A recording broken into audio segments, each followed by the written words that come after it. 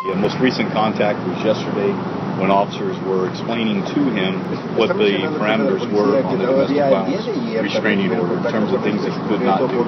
Unfortunately, he made the decision to violate those. Do we know when that restraining order went into effect, Chief? I do not know yet. I do not know when the restraining order became in effect.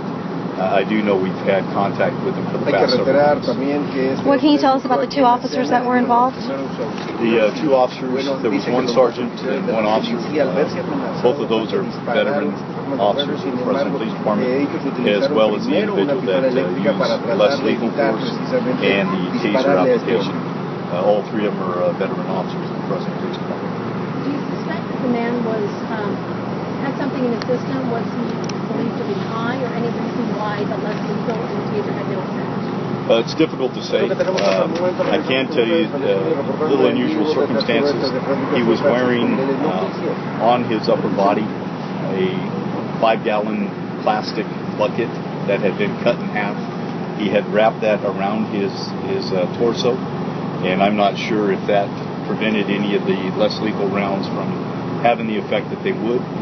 But I do know that he had that on his body. We do know that the taser the darts did strike him, but for whatever reason did not have the desired effect, and he continued to advance on the officers.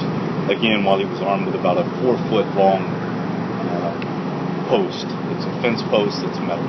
Chief, would it be safe to say that that bucket was more or less a makeshift defense for himself, body armor? I'm not certain why he was wearing this bucket. It could have been used to prevent some type of penetration of the taser or less lethal, or it would not have stopped a round from a handgun, but not certain why he was wearing it.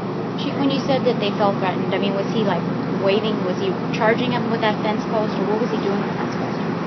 What we know now, based on preliminary information, is that he was armed with this fence post and he was advancing towards the officers. We do not know the proximity in terms of where the distance he was from the officers, but we do know that he was in close enough proximity to where the officers felt that their life was being threatened.